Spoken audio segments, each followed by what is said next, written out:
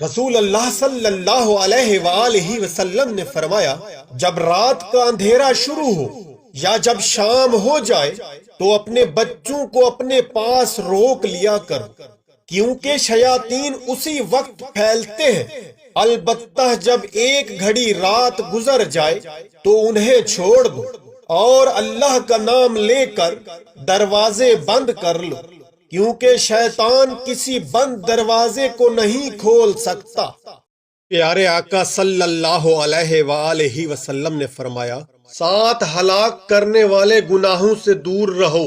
لوگوں نے پوچھا، یا رسول اللہ صلی اللہ علیہ وآلہ وسلم، وہ کون سے گناہ ہیں؟ آپ صلی اللہ علیہ وآلہ وسلم نے فرمایا، اللہ کے ساتھ کسی کو شریک ٹھہرانا، جادو کرنا، کسی کی ناحق جان لینا کہ جسے اللہ تعالی نے حرام قرار دیا ہے، سود کھانا، یتیم کا مال کھانا، جہاد سے فرار اور پاک دامن بھولی بھالی مومن عورتوں پر تہمت لگانا۔ پیارے آقا صلی اللہ علیہ وآلہ وسلم نے فرمایا، میں اور یتیم کی کفالت کرنے والا جنت میں ان دونوں کی طرح ہوں گے۔ پھر آپ صلی اللہ علیہ وآلہ وسلم نے اپنی شہادت اور درمیانی انگلیوں سے اشارہ کیا۔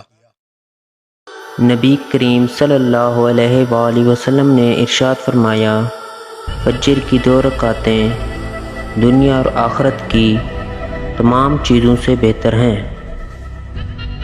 نبی کریم صلی اللہ علیہ وآلہ وسلم نے ارشاد فرمایا، جو شخص یہ چاہتا ہو کہ اللہ تعالی اس کی سختی اور غم کے وقت دعا قبول فرمائے تو اسے چاہیے کہ آسودگی کے وقت کثرت سے دعا کرے۔